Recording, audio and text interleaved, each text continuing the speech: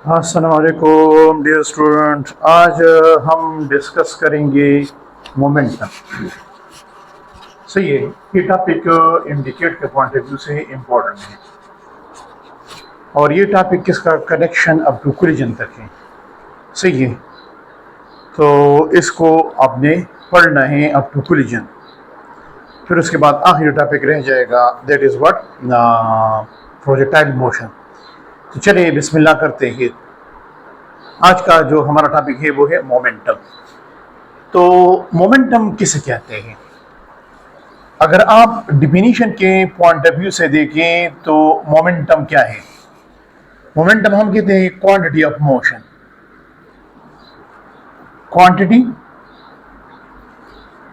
Quantity of motion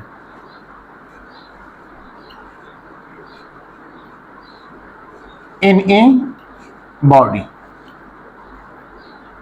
is called what? Is called momentum. एक body में motion का कितना मिकदार है, कितना मैग्नीट्यूड है, उसको हम कहते हैं व्हाट? उसको हम कहते हैं मोमेंटम। आपको किस तरह पता चलेगा कि इस बॉडी में क्वांटिटी ऑफ मोशन ज्यादा है और इसमें कम है? तो ये आपको किस तरह पता चलेगा? अगर आप एक चीज को, मैं आपको ये बताना चाहता हूं कि आप एक चीज की मोमेंटम का अंदाजा किस तरह करोगे। अगर आप उसको आसानी से स्टॉप करते, एक मूविंग ऑब्जेक्ट है और आपने उसको आसानी से स्टॉप किया, तो इसका मतलब ये है इसमें क्वांटिटी ऑफ मोशन कम है। लेकिन अगर आपने एक मूविंग ऑब्जेक्ट को बड़े मुश्किल से ज्यादा फोर्स लगा के आपने उसको स्टॉप किया, तो इसका मतलब ये है इसमें क्वांटिटी ऑफ मोशन ज्यादा है। So if a moving object is easy to stop, its quantity of motion is less, its momentum is less. And if a moving object is difficult to stop, it means quantity of motion is greater and momentum is what? Greater.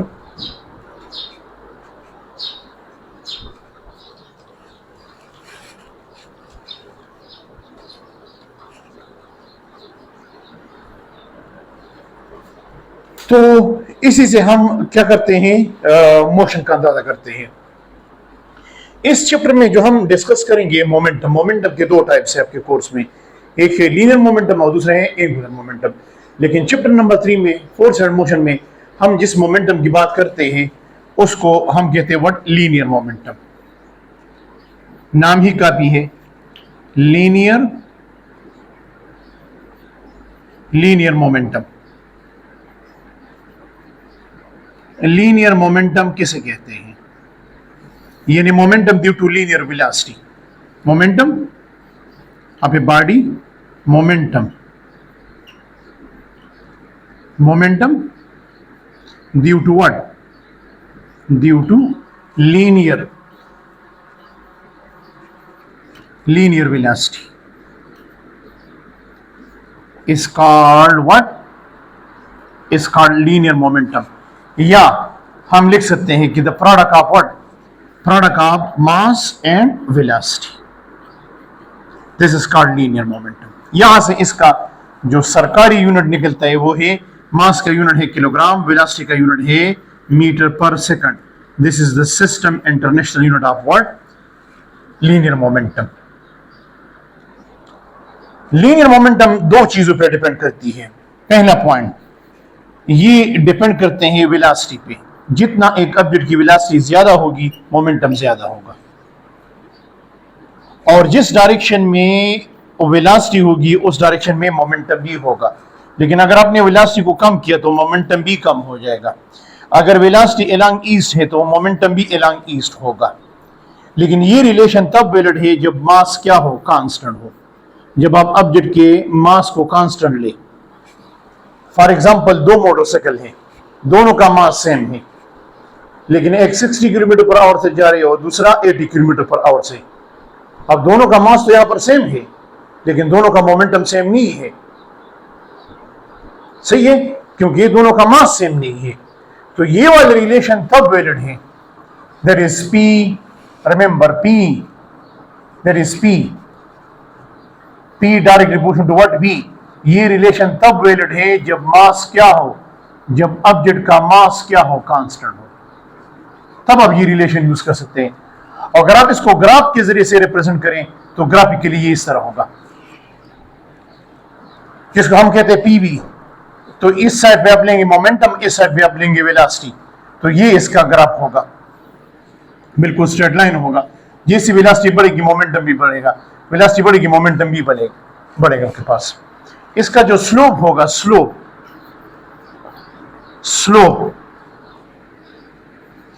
That is what, slope of PV, momentum and velocity graph. ये आपको क्या देगा graph, ये point to be noted, MCQs point है। Slope of PV graph give what, graph give what, give mass.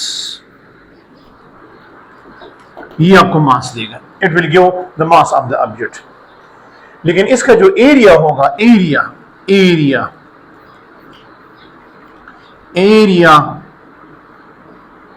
Under PV, momentum and velocity, तो वो क्या देगा, वो एरिया यहां पर फॉर एग्जांपल अगर ये एक राइट ट्राइंगल आ रहे हैं तो ये बराबर होगा 1/2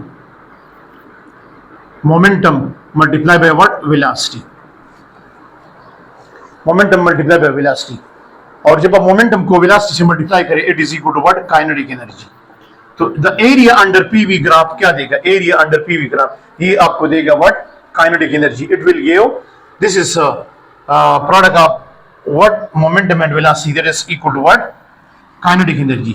तो एरिया अंडर पीवी आपको क्या देगा, शाबाश, it will give what, kinetic energy. ये आपको काइनेटिक एनर्जी देगा।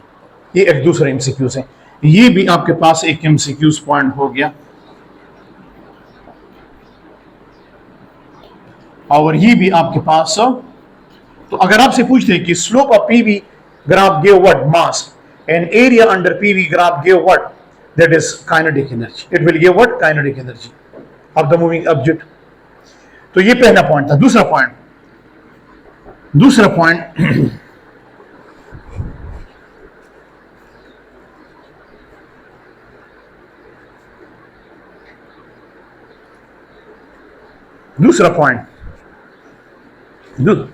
पॉइंट ये है कि मास और मोमेंटम के दरमियान क्या है, डायरेक्ट रिलेशन है।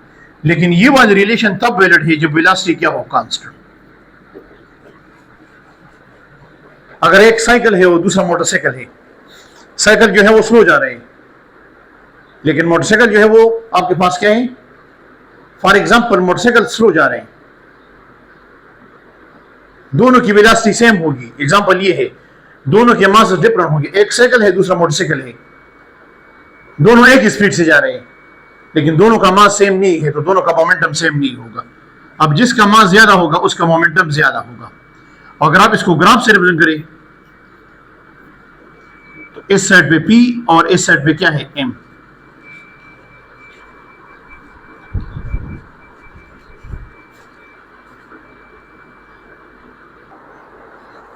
तो इसका जो स्लोप होगा वो क्या होगा, that is vertical divide by what, horizontal.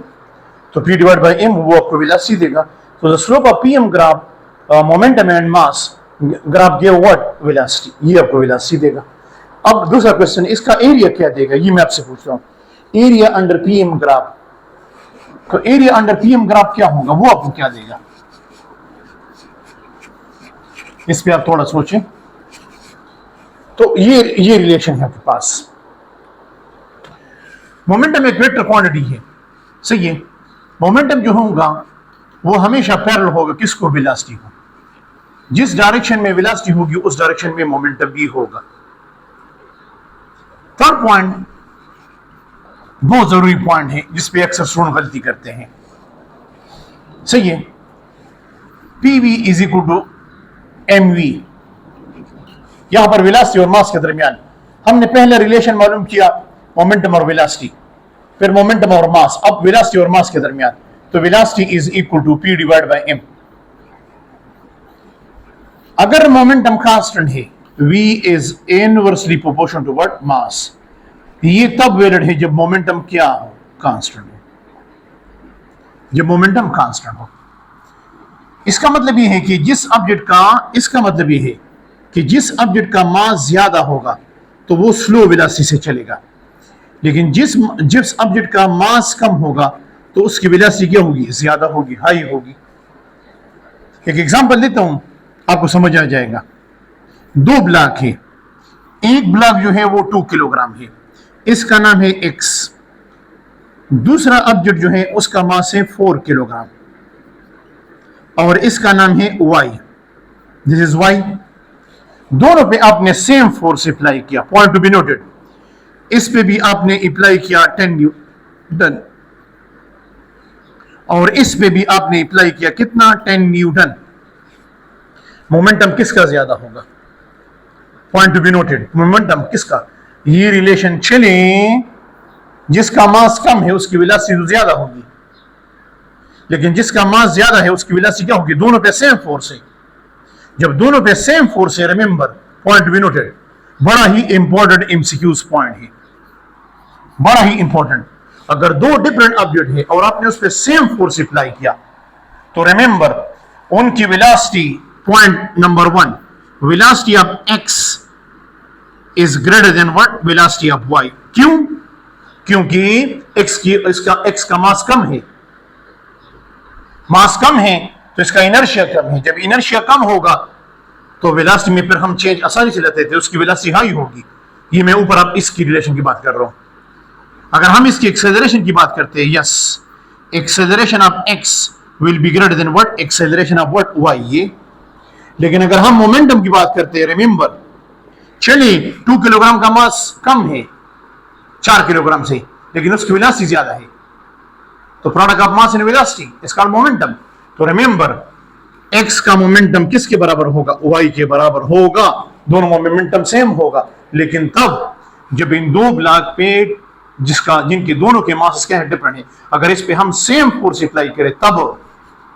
तो अगर दो डिफरेंट ऑब्जेक्ट है, एक हेवी है दूसरा लाइट है, और आपने दोनों पे सेम फोर्स अप्लाई किया, same magnitude of force apply किया in the same direction, so they will get the same momentum, they will gain the same momentum, but they will not gain the same velocity, they will not gain the same acceleration। और इनकी kinetic energy के बारे में आप क्या कहते हैं, kinetic energy. तो remember, kinetic energy of x will be greater than what, kinetic energy of what, y। Kinetic energy of x is, ये बड़ा तकरीबन ये जो पॉइंट था, इससे आप 4-5 एमसीक्यूज आसानी से सॉल्व कर सकते हैं। तो इस पॉइंट को फिर हम एमसीक्यूज में कराएंगे भी इंशाअल्लाह, लेकिन आई होप आपको ये बड़ा ही इंटरेस्टिंग पॉइंट था।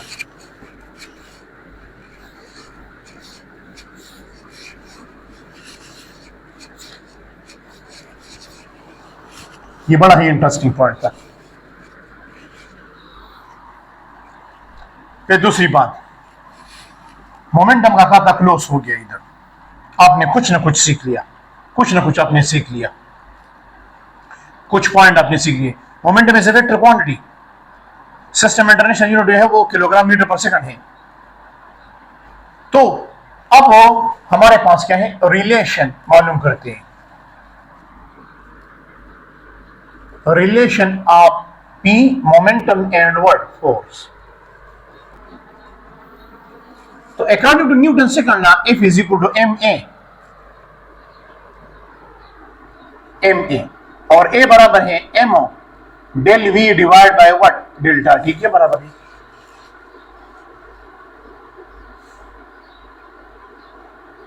तो अब यहां पर कुछ पॉइंट्स को समझने की कोशिश करें। पहले इसको इन टर्म ऑफ मोमेंटम लिखते हैं, इस पॉइंट को। अगर मैंने इसको इधर लिखा, ये इस तरह, that is a del m divide by delta T, इस तरह लिखा, तो इसको मास फ्लो रेट कहते हैं, इसको कहते हैं मास फ्लो रेट।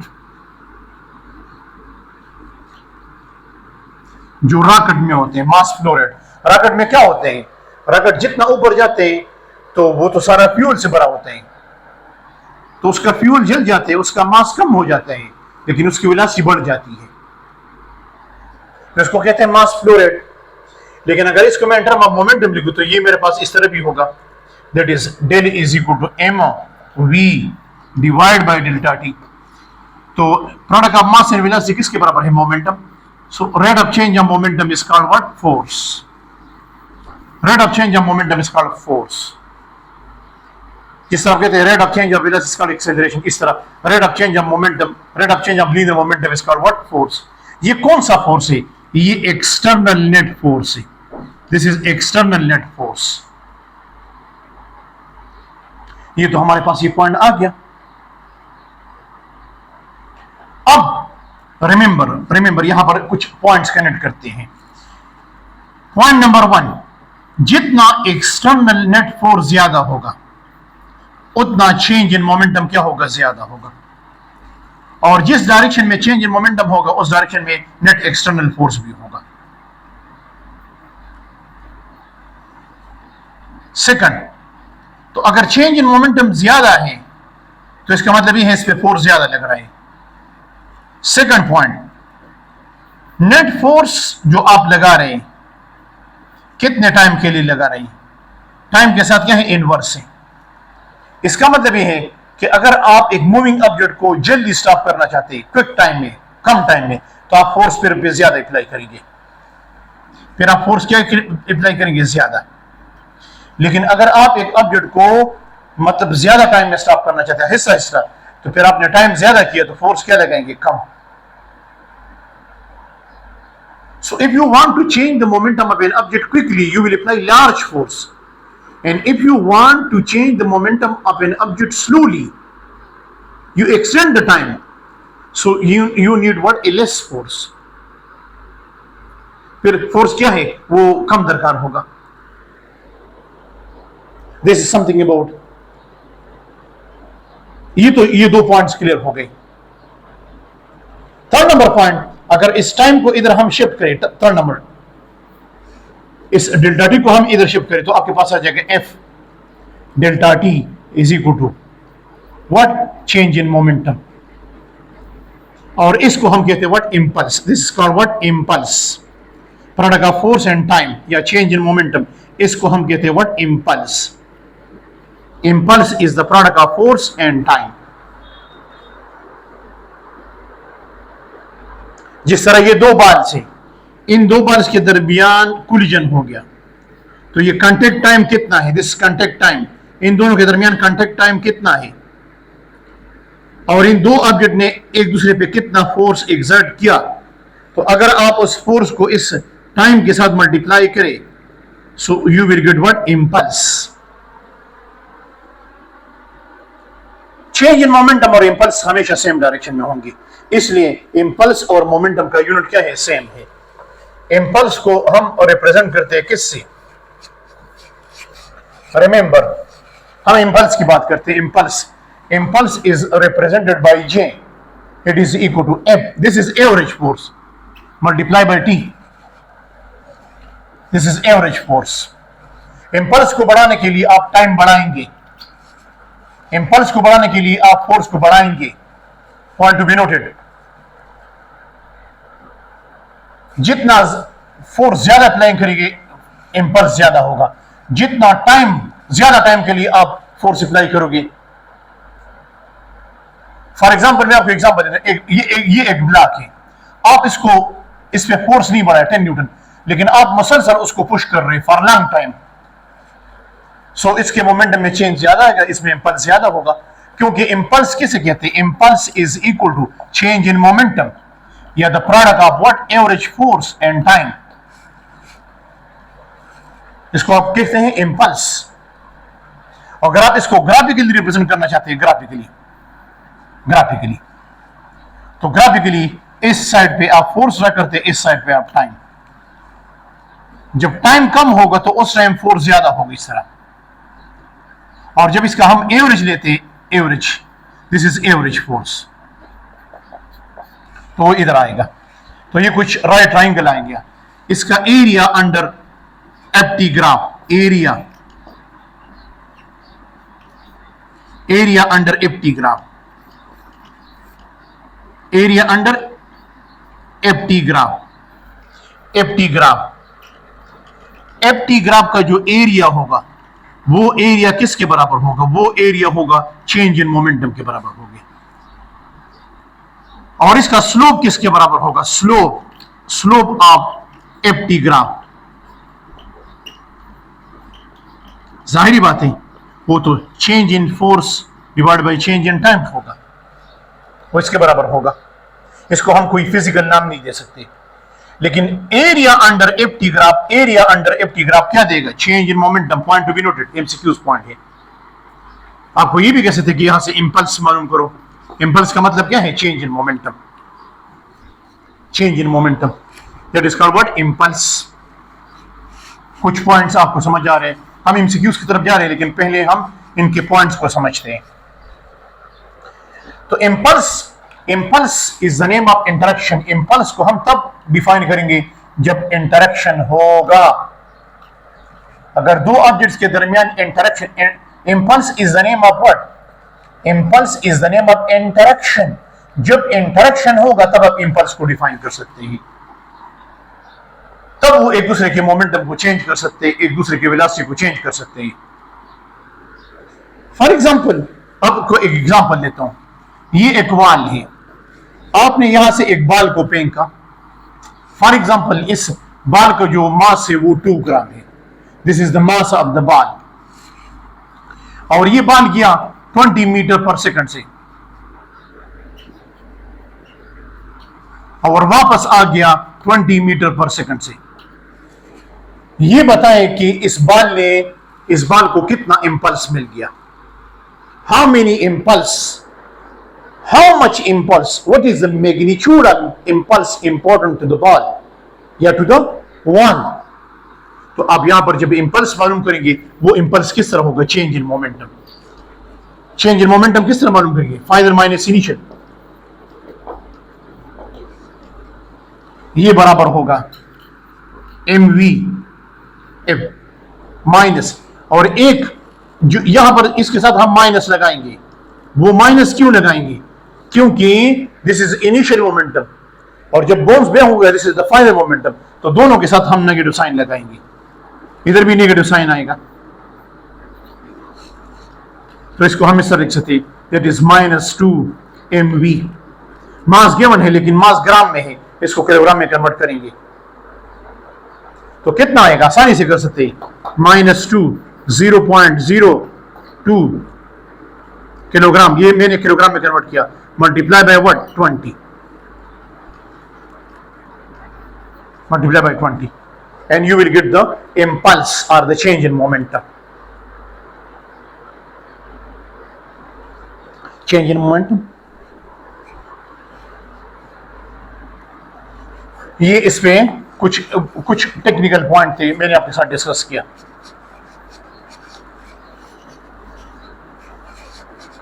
इस पे क्वेश्चन चेंज भी कर सकते हैं। दूसरा क्वेश्चन इस तरह भी दे सकते हैं कि ये ग्राउंड है, आपने एक बॉल को फेंका कितने ऊंचाई से? 10 metre. 10 metre.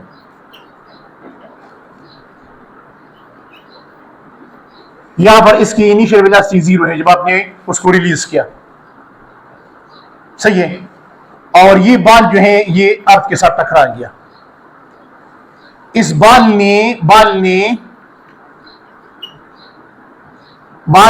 Gain impulse, ball ने कितना इंपल्स गेन किया? यहां पर तो सिर्फ हाइट गिवन है, और फॉर एग्जांपल इस बॉल का जो मास है, मैं आपको देता हूं कि इस बॉल का जो मास है वो मास कितना है? वो मास है 2 किलोग्राम, ताकि आपके लिए कैलकुलेशन। और जी को इधर ले ले 10 मीटर पर सेकंड स्क्वायर। ये आपका होमवर्क है। एक बॉल को मैंने ड्रॉ किया, उसका मास है 2 किलोग्राम, ठीक है। ये बताए जब ये जमीन के साथ टकराते हैं तो इसने अर्थ से कितना इंपल्स गेन किया? The magnitude of impulse important to the ball gained by the ball, वो मालूम करे। ये क्वेश्चन है, बड़ा ही इंपॉर्टेंट क्वेश्चन है। बिल्कुल जिस तरह आपने ये किया उस तरह अब ये भी कर सकते हैं, लेकिन इसके लिए आपने पहले वेलोसिटी को मालूम करना है, और वैसे भी इनिशियल वेलोसिटी 0 है, तो आप इसको आसानी से कर सकते हैं। लेकिन अगर आप थोड़ा सोचें you can do it, you can do it, बिल्कुल आप इसको कर सकते हैं। फिर इसमें हम एक दूसरा चीज डिस्कस करते हैं, that is what, law of conservation, law of conservation of linear momentum, linear momentum, linear momentum.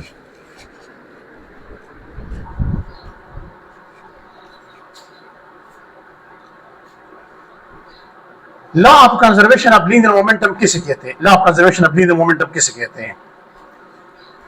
और ये पहला कुछ पॉइंट्स हैं, पॉइंट टू बी नोटेड। ये law of conservation of linear momentum किसके लिए वैलिड है? Valid forward, valid forward system, एक से ज्यादा ऑब्जेक्ट के लिए वैलिड है। और तब वैलिड है जब सिस्टम पे एक्सटर्नल नेट फोर्स क्या हो, एक्सटर्नल नेट फोर्स क्या हो, जीरो हो, तब ये वैलिड है। एक से ज्यादा ऑब्जेक्ट हो, दूसरा सिस्टम पे एक्सटर्नल फोर्स क्या हो, जीरो हो। तो इसका स्टेटमेंट ये है, स्टेटमेंट को देखें कि अगर एक सिस्टम पे एक्सटर्नल फोर्स जीरो है तो चेंज इन मोमेंटम किसके बराबर होगा? जीरो के बराबर होगा।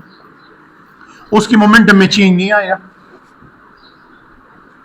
या final minus initial is equal to zero, या फाइनल मोमेंटम इनिशियल के बराबर होगा। यानी मोमेंटम क्या होगा? मोमेंटम सिस्टम का क्या होगा? कांस्टेंट। यानी कंजर्वेशन का मतलब यह है कि its momentum will constant up to the day of judgement. Its momentum, the momentum of the system is independent of time. Conservation का मतलब यह है कि अगर किसी सिस्टम का मोमेंटम कांस्टेंट, इसका मतलब यह है कि this quantity is independent of time. Time के साथ ये चेंज नहीं होगा। आज जितना मोमेंटम है कल भी होगा, परसों भी होगा, कयामत के दिन भी वही मोमेंटम होगा। लेकिन अगर इस सिस्टम पे एक्सटर्नल फोर्स क्या है? जीरो है। अगर इस सिस्टम पे, पॉइंट टू बी नोटेड, अगर इस सिस्टम पे एक्सटर्नल फोर्स जीरो है तब। इसके एग्जाम्पल किधर है? हर एग्जाम्पल है, हर जगह पे इसके एग्जाम्पल है, आप ले सकते हैं। फॉर एग्जाम्पल मैं आपको एग्जाम्पल देता हूं, gun firing. Gun firing, gun firing में क्या होते हैं? गन फायरिंग में क्या होते हैं? पहले सिस्टम को समझते हैं। ये गन है,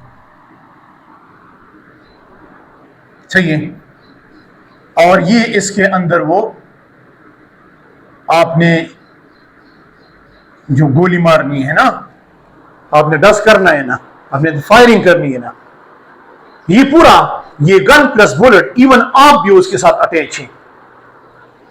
आपने ट्रिगर को दबाना है, you are also the part of the system. अब पूरा सिस्टम जो है, मैं, आप, गन, बुलेट, ये सब रेस में है, सही है। तो फायरिंग से पहले सब सिस्टम का इनिशियल मोमेंटम क्या है? जीरो है। This is before firing. लेकिन after does, after firing, after does या आफ्टर फायरिंग, आफ्टर डज, आपने डज किया, आपने फायरिंग की, फायरिंग के बाद क्या हो गया? गोली जो है, गोली जो है वो आगे की तरफ जाएगी, उसका मास कम है। The mass of the bullet is what? Less. The mass of the bullet is less, its velocity will be high. लेकिन जो गन मामा है, गन, उसका मास ज्यादा है, उसके साथ आप भी अटैच है। तो ये गन प्लस मेन, ये पीछे की तरफ आएगा, which is the recoil velocity. Gun का मास ज्यादा है तो उसकी वेलोसिटी क्या होगी? कम होगी। लेकिन जितना मोमेंटम गन में पैदा हो जाते हैं उतना मोमेंटम क्या है? बुलेट में भी पैदा हो जाते हैं, लेकिन अपोजिट डायरेक्शन में होगा। जितना मोमेंटम बुलेट में पैदा होते हैं उतना मोमेंटम क्या है? गन में भी पैदा हो जाते हैं। तो अगर आप यहां से बुलेट की वेलोसिटी मालूम करना चाहते हैं तो आप मालूम कर सकते हैं, या गन की वेलोसिटी मालूम करना चाहते हो आप मालूम कर सकते हैं। इसकी जगह मैं पुट करूंगा एमो, mass of gun, velocity of gun, minus मैंने इसके साथ लगाया है, और इधर लगाऊंगा मैं mass of bullet, mass velocity of what, B, bullet. अब इस इक्वेशन से आप गन का मास भी मालूम कर सकते हैं, गन की वेलोसिटी भी, which is called recoil velocity of the gun, कि ये गन कितने वेलोसिटी से पीछे आएगा। अगर आप वेलोसिटी ऑफ बुलेट मालूम कर सकते हो आप इधर से मालूम कर सकते हैं।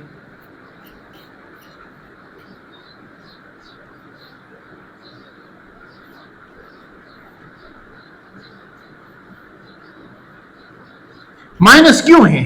माइनस का मतलब ये है कि वेलोसिटी ऑफ बुलेट जो है वो अपोजिट होगी वेलोसिटी ऑफ गन। तो क्या ये law of conservation of momentum है? यस, ये law of conservation of momentum है। Momentum before firing and momentum after firing. किस चीज का मोमेंटम?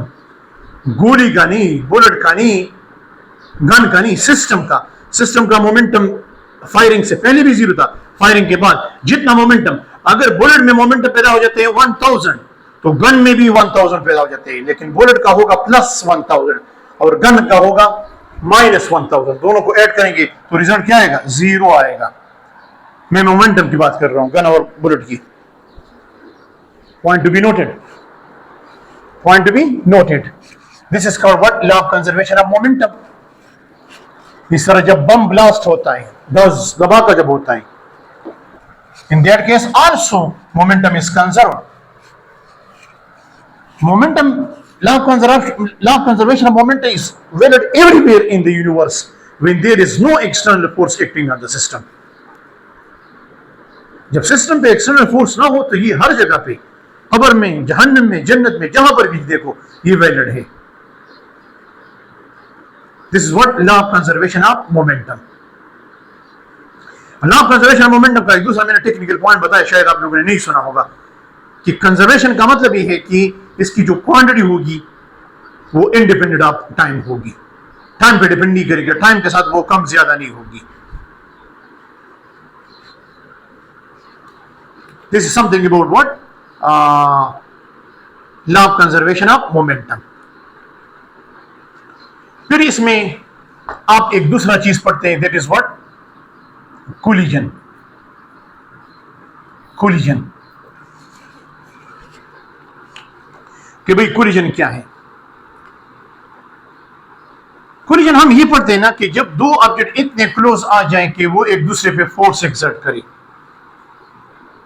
तो हम कहते हैं कि इनके दरमियान कोलिजन हो गया, चाहे फिजिकल कांटेक्ट हो या ना हो। लेकिन दो ऑब्जेक्ट, जिस तरह अल्फा पार्टिकल है वो न्यूक्लियस के करीब चला गया, फिजिकली तो नहीं टकराया, लेकिन न्यूक्लियस पे भी पॉजिटिव चार्ज है ड्यू टू प्रोटॉन, और अल्फा पार्टिकल भी पॉजिटिव चार्ज है। तो यहां पर ये दो ऑब्जेक्ट इतने, दो पार्टिकल इतने क्लोज आ गए कि एक दूसरे पे फोर्स एक्सर्ट किया, we can say it collision. लेकिन यहां पर हम जो कोलिजन डिस्कस कर रहे हैं वो कोलिजन डिस्कस कर रहे हैं जहां पर फिजिकली दो ऑब्जेक्ट टकराते हैं। तो इस कोलिजन का, कोलिजन क्या है? कोलिजन हमारे पास क्या है? ये हमारे पास क्या है? कोलिजन्स आप हमारे पास kind of what? Kind of interaction है। ये तो a kind of what? A kind of interaction है बिटवीन द ऑब्जेक्ट्स, और इसके जरिए से हम क्या करते हैं? Change what? Change momentum and what? Energy. हम सिस्टम के मोमेंटम और एनर्जी को चेंज करते हैं from one form to another form. We transfer energy and momentum with the help of what? Collision. और जब इस कोलिजन के अंदर जब हम मजीद जाते हैं तो कोलिजन की कुछ टाइप्स हैं, कोलिजन के कुछ टाइप्स हैं, जिसमें आपके पास जो पहला इंपॉर्टेंट है दैट इज व्हाट? जिसको आप कहते हैं हेड ऑन, यानी elastic collision. Elastic collision, elastic collision is the type of collision जिसमें point number 1 total energy TE total energy, और kinetic energy total kinetic energy, और आपके पास क्या है third number total linear momentum TLM, total linear momentum. ये तीनों क्या होंगे, ये तीनों जो होंगे ये कंजर्व्ड होंगे। जितना कोलिजन से पहले होगा कोलिजन के बाद भी उतना होगा कंजर्व्ड। तो एक ऐसा कोलिजन जिसमें ये तीनों लॉज वैलिड है, law of conservation of total energy, law of conservation of kinetic energy, law of conservation of total linear momentum, ये तीनों क्या हो, कंजर्व्ड हो, कांस्टेंट हो। तो हम कहते हैं कि what this is called elastic collision. बेहतरीन example the collision between the gas molecule, ideal gas molecule, it is the example of what, elastic collision. और फिर इसमें हम एक दूसरा चीज पढ़ते हैं, इसी में हम एक दूसरा चीज पढ़ते हैं, इसी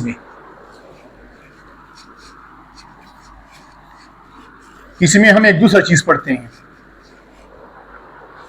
पॉइंट टू बी नोटेड। जिसमें हम पढ़ते हैं what, that is what inelastic.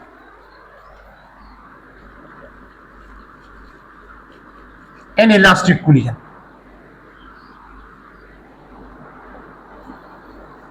Inelastic collision जिसमें kinetic energy before collision not equal to kinetic energy after collision. Kinetic energy conserve नहीं होती, point to be noted, inelastic. और momentum before collision should be equal to momentum after collision, वो conserve होगी। B C का मतलब है before collision. और third number जो टोटल एनर्जी है, E total energy before collision should be equal to total energy after collision. Energy can neither be created nor destroyed but can be change. यहां पर जो kinetic energy है वो किस में चेंज हो जाती है, वो converted into what, converted into what, heat. वो हीट में, साउंड में और पोटेंशियल एनर्जी में कन्वर्ट हो जाती है, बॉडी के अंदर स्टोर हो जाती है। जब भी कोलिजन के बाद दो ऑब्जेक्ट एक दूसरे के साथ स्टिक हो जाते हैं, डेंटिंग आ जाती है, परमानेंट चेंज आते हैं, it is called inelastic collision. It is called inelastic collision.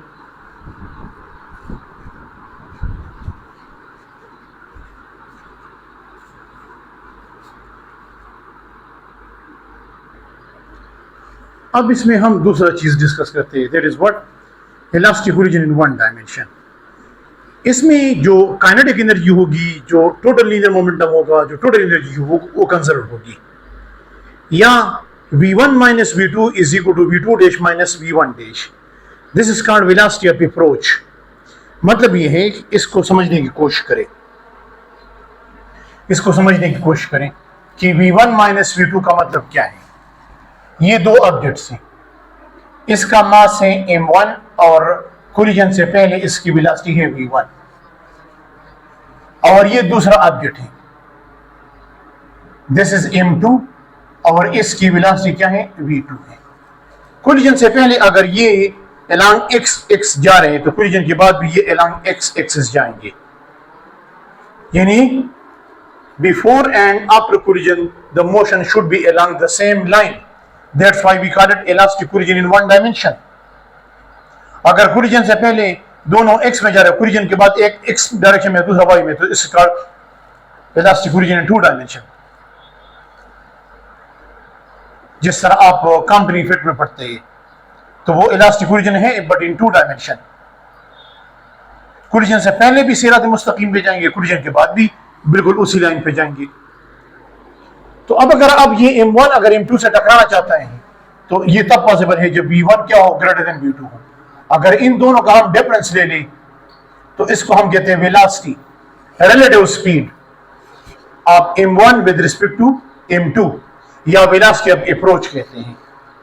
अब अगर यहां पर इन दोनों के दरमियान फॉर एग्जांपल यहां पर कोलिजन हो गया तो कोलिजन के बाद m1 की वेलोसिटी चेंज हो जाएगी v1 डैश, और m2 की वेलोसिटी भी चेंज हो जाएगी, that is v2 dash. Now इस m1 ने अपना मोमेंटम इसको ट्रांसफर किया, इसका मोमेंटम कम हो गया, इसका मोमेंटम ज्यादा हो गया, इसकी वेलोसिटी बढ़ गई। तो अब v2 dash is equal to v1 dash, this is called velocity of separation, this is called velocity of approach, और this is called velocity of what, separation. This is the relative velocity before collision, this is the relative velocity after collision. तो अगर इन दोनों का difference collision से पहले और collision के बाद बराबर है, this is called elastic collision in one dimension. अगर कोलिजन के बाद आप v1 डैश मालूम करना चाहते हो, उसका फार्मूला ये होगा m1 minus m2 m1 plus m2, और यहां पर v1 होगा। अगर इसी तरह आपके पास यहां पर होगा 2m2 v2 m1 plus m2, ये नीचे वाला टर्म सेम होगा। इसी तरह अगर आप इसको हम कहते हैं इंसिडेंट पार्टिकल, इसको हम कहते हैं टारगेट। अगर आप m2 की वेलोसिटी मालूम करना चाहते हैं आफ्टर कोलिजन, तो वो भी आप यहां से मालूम कर सकते हैं, बिल्कुल यही फार्मूला होगा, दैट इज v2 डैश, इधर m1 के बजाय m2 माइनस m1, नीचे वाला टर्म सेम होगा m1 प्लस m2, यहां पर v2 डैश है तो इधर भी v2 होगा, और इधर होगा 2m1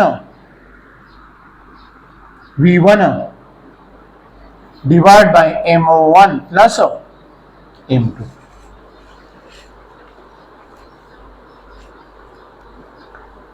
अब यहां पर एक केस पढ़ता हूं। अगर केस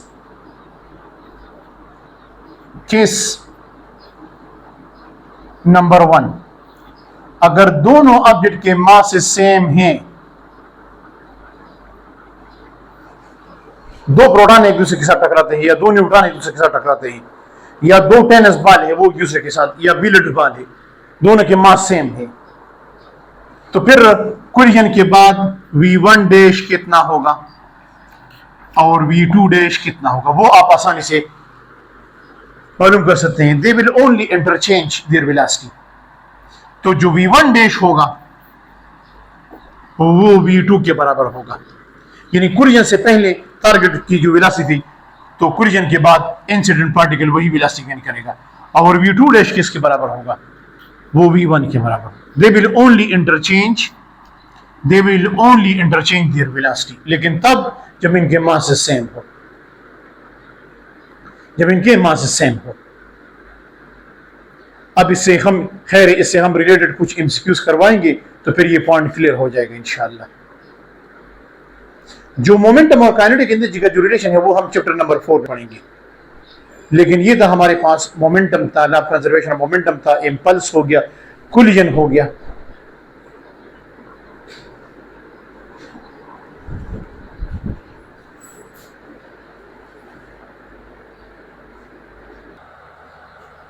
अब इस टॉपिक पे कुछ एमसीक्यूज को देखें। पहला MCQs, momentum of a body of mass 2 kilogram is 100 kilogram metre per second its velocity. ये तो बहुत आसान है, आपके पास मास भी गिवन है और आपके पास वेलोसिटी भी गिवन, मोमेंटम भी गिवन है। कहते हैं कि वेलोसिटी मालूम करो, तो p is equal to what, mv, यहां से v मालूम करो, v is equal to p divide by m। p कितना है 100, मास कितना है 2, कितना आएगा 50, that is what, correct option is 50 meter per second. 16 newton force acts on a mass 2 kilogram for 10 second. Rate of change of momentum कितना होगा, rate of change of momentum कितना होगा, rate of change of momentum कितना होगा, what is rate of change of momentum, rate of change of momentum कितना होगा, 32 होगा, 16 होगा, 8 kilogram metre per second square, या 4 kilogram metre per second square होगा। तो आप डायरेक्टली स्टार्ट कर देते और कैलकुलेशन स्टार्ट कर देते, आप वही फार्मूला लिखते, F is equal to del P divide by delta T, ये लिखते हैं आपके पास। भाई यहां पर आपसे पूछते हैं rate of change of momentum, और rate of change of momentum किसे कहते हैं, rate of change of momentum force को कहते हैं। Rate of change of momentum का मतलब है फोर्स, कि इस बॉडी पे कितना फोर्स ऐड कर रहे हैं, 16 न्यूटन। तो इट लुक न्यूमेरिकल, लेकिन इसमें कोई कैलकुलेशन नहीं था, ये सिंपल वही था, rate of change of momentum is called force. तो इस पे 16 न्यूटन फोर्स ऐड कर रहे हैं, this is called rate of change of momentum, is B is the correct option. तो कुछ क्वेश्चन इस तरह होते हैं इंडिकेट में क्या आप कहते हैं कि सर ये तो न्यूमेरिकल, ये न्यूमेरिकल नहीं होता, ये सिंपल वही स्टेटमेंट होते हैं, लेकिन आप लोग डायरेक्ट बस आंखें बंद करके डेटा निकालते हैं। तो डेटा निकालने से पहले थोड़ा सोचे कि जिस चीज के बारे में पूछ रहे हैं वो गिवन होता है, मतलब उसी क्वेश्चन में वो गिवन होता है, कुछ आपने मालूम नहीं करना होता, सिर्फ उसका दूसरा नाम पूछते हैं। This what, this is a, ये थे आपके पास क्या थे,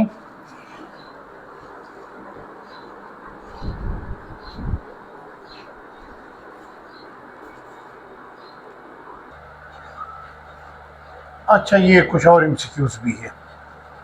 पहला एमसीक्यूज है area under PV graph give what.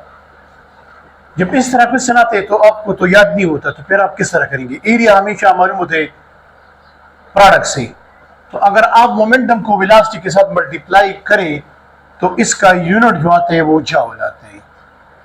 और जाउल किस चीज का यूनिट है? वो तो एनर्जी का है। तो क्या ये इससे फोर्स आएगा? नो। इंपल्स आएगा? नो। काइनेटिक एनर्जी आएगी? यस। मतलब क्वेश्चन का सॉल्यूशन मैंने किस तरह, जब भी ग्राफ के बारे में क्वेश्चन होते हैं कि इस ग्राफ के अंदर जो एरिया होते हैं वो किसके बराबर होते हैं, तो इन दोनों का प्रोडक्ट लो और उस प्रोडक्ट का यूनिट मालूम करो।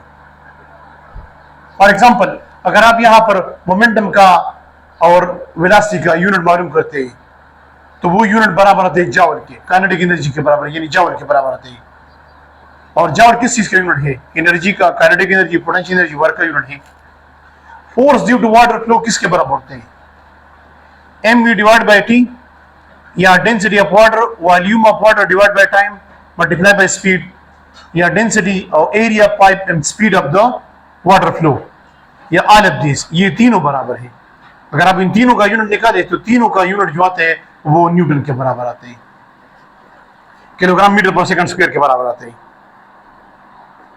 लेकिन कभी कभार इस पे एमसीक्यूज देते हैं कि आपके पास वाटर एक पाइप के जरिए से